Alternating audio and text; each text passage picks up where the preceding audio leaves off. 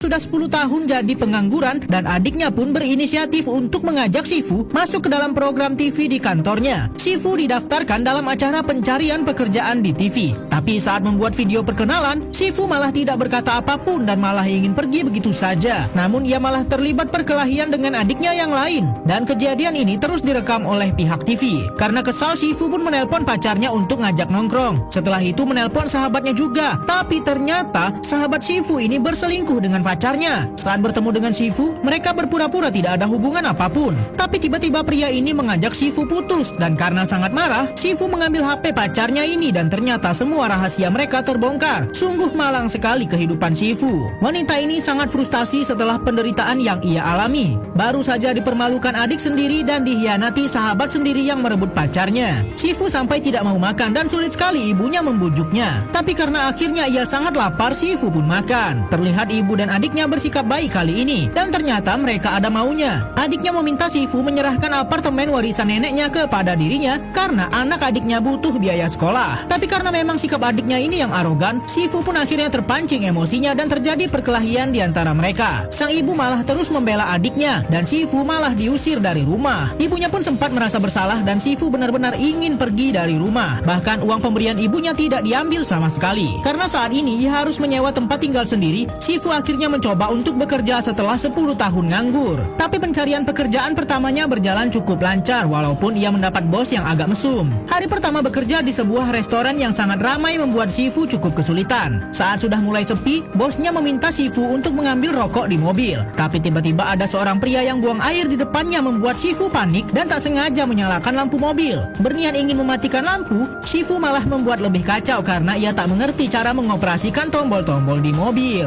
Wanita ini datang ke sebuah tempat fitness dan mencari seorang pelatih yang tak sengaja ia temui tadi malam. Walaupun pertemuannya cukup memalukan. Ternyata Shifu ingin mengembalikan sarung tinju pria ini yang tak sengaja ketinggalan. Tapi Shifu malah tiba-tiba bingung karena malah ditawarkan member gym yang cukup mahal. Gym ini memang sedang cukup kesulitan karena kurang pemasukan sehingga mereka pun harus mencari member sebanyak-banyaknya. Shifu benar-benar kaget karena pelatih gym yang baru kenalan dengannya mengajak Shifu untuk bertemu di taman. Tentu saja Shifu sangat semangat karena ini baru pertama kali ada cowok yang mau mengajaknya jalan-jalan. Temannya sempat memperingatkan, palingan orang itu cuma mau merayunya ikut member gym. Tapi Shifu tetap ingin mencoba, mana tahu benar-benar ada yang mau berteman dengannya. Akhirnya Shifu dan Bowo bertemu. Terlihat Bowo cukup bingung memulai pembicaraan dan akhirnya terungkaplah alasan Bowo mengajak Shifu ke taman. Fitness tempat ia bekerja sedang melakukan pameran dan memberikan diskon untuk calon member baru. Ternyata benar sekali, Shifu bukan diajak kencan, melainkan ditawarkan untuk ikut member gym di tempat Bowo. Karena dapat diskon, akhirnya Shifu pun mencoba untuk ikut. Lihatlah perbedaan perlakuan para pelatih gym ini. Klien yang cantik akan diperlakukan lembut, sedangkan wanita ini diurut saja pakai penggaris besi sampai air matanya menetes. Pelatihnya sempat terluka di tangannya dan salah satu admin gym ada yang menyukainya, sehingga diam-diam memasukkan obat dan pesan cinta ke sarung tinjunya. Tapi pria ini malah memberikan sarung tinju itu kepada Shifu. Surat cinta itu pun dibaca oleh Shifu, sehingga Shifu mengira itu dari pelatihnya. Padahal sebenarnya bukan begitu, sehingga Shifu salah paham. Bahkan Shifu sampai selalu hadir dalam setiap pertandingan yang dilakukan oleh Bowo. Tapi hasil yang didapat oleh Bowo kurang memuaskan karena ia kalah dan tidak bisa mewakili fitnessnya ke kompetisi nasional. Hubungan Shifu dengan pelatihnya pun semakin dekat dan bahkan mereka sampai minum bersama. Karena Bowo sudah sangat teler, Shifu pun membawa Bowo ke rumahnya dan terjadilah hal yang tak terduga. Karena cukup frustasi dengan kekalahannya, Bowo pun memutuskan untuk tinggal di rumah Shifu.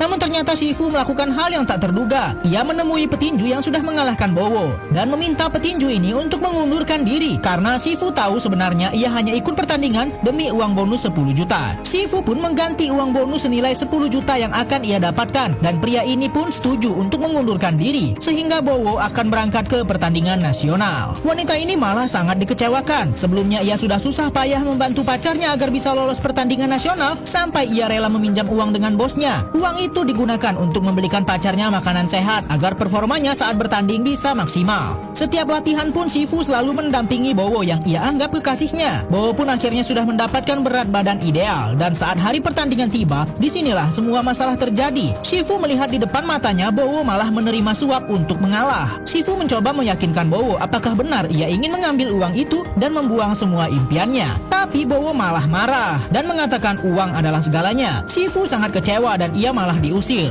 Bahkan Bowo mengatakan mengatakan pada rekannya bahwa Shifu bukan pacarnya dan hanyalah murid yang menyusahkan. Bowo pun akhirnya siap bertanding dan ternyata benar Bowo mengalah hanya dalam satu pukulan. Shifu yang merasa stres dan terpukul malah menerima tawaran minum-minum dengan bosnya. Karena terlalu mabuk, bosnya malah ingin melakukan hal tak sopan sampai Shifu malah memukul bosnya. Sehingga ia pun dilaporkan ke polisi. Untunglah ada adiknya yang mau mengeluarkannya. Ini bukan pertama kali Shifu dicampakkan oleh orang lain, tapi kali ini adiknya mencoba membantu dan menawarkan Shifu ikut dalam acara TV yang bisa membantu Shifu mencari pekerjaan yang layak. Shifu pun akhirnya mau menerima sekaligus membantu adiknya, sebab jika acara ini sukses, adiknya akan naik jabatan. Sampailah hari di mana Shifu akan melakukan syuting. Awalnya ia merasa sangat gugup, namun semua lebih mudah karena Shifu akan dipasangkan alat pendengar di telinganya, sehingga ia hanya cukup mengikuti perkataan adiknya. Sampai pertengahan acara semua berjalan lancar, hingga akhirnya presenter akan menayangkan cuplikan video keseharian Shifu. Tapi video yang ditunjukkan malah sudah diedit, seolah-olah Shifu menghina ibunya. Padahal sebenarnya tidak begitu. Pada momen ini Shifu bertengkar dengan kakaknya, bukan dengan ibunya. Shifu tidak tahu ia akan diperlakukan seperti ini. Ternyata ini semua sudah disiapkan adiknya tanpa sepengetahuannya. Bahkan Shifu diminta untuk berpura-pura pingsan demi menaikkan rating. Lagi-lagi Shifu dipermalukan dan diperlakukan sangat buruk. Ia sempat mencoba untuk loncat dari atas kamarnya, tapi yang ada ia malah tak terluka sama sekali, sehingga kini ia pun hanya bisa menangisi kehidupannya. Wanita ini sudah sangat lelah dengan kehidupannya karena terus-terusan dihina dan dicampakkan orang, sehingga ia pun memutuskan untuk masuk ke dalam klub tinju. Semua orang yang ia percaya sudah mengecewakannya, sehingga Shifu ingin membuktikan bahwa ia bisa memenangkan sesuatu dan tinju adalah pilihannya. Tapi karena berat badannya sangat jauh dari kata ideal, pelatih terus memaksanya untuk latihan non-stop selama 1 tahun. Berbagai musim sudah dilewati sampai akhirnya sedikit demi sedikit Shifu berhasil mendapatkan tubuh idealnya dan lolos kualifikasi untuk ikut pertandingan tinju semi profesional. Setelah bertahun-tahun meninggalkan rumah, ayahnya pun datang menemuinya. Bahkan ayahnya sempat tak mengenali Shifu yang sudah berubah drastis. Ayahnya meminta Shifu untuk pulang dan membantu di toko karena ibunya sedang sakit. Sampai saat ini adiknya masih memperlakukan Shifu dengan sangat buruk. Terjadilah momen yang tak terduga saat Shifu sedang menerima barang. Ia tak sengaja bertemu dengan mantannya yang sudah menghinanya saat masih gemuk dulu, dan Shifu langsung mengejarnya saat orang itu mau kabur. Wanita ini sekuat tenaga mengejar mantan pacarnya yang sudah mencampakkannya dulu. Bukannya ingin marah atau balas dendam, tapi Shifu ingin memberikan kabar baik bahwa dirinya sudah lolos ke kompetisi tinju semi profesional. Bowo sangat bangga karena sebenarnya Bowo adalah pelatih tinju pertama untuk Shifu. Sampai hubungan mereka dekat dan berpacaran. Tapi Bowo mengalami masalah dan karirnya hancur saat ia menerima suap dalam pertandingannya. Di hari itu Bowo juga mencampakkan Shifu yang masih dianggap buruk rupa. Shifu cukup lega karena akhirnya ia bisa berbicara kembali dengan mantannya karena perpisahan mereka tahun lalu sangat buruk. Karena pertandingan sudah semakin dekat, Shifu terus berlatih tanpa henti. Ia benar-benar ingin membuktikan kepada semua orang yang sudah mencampakkannya bahwa ia bisa memenangkan sesuatu.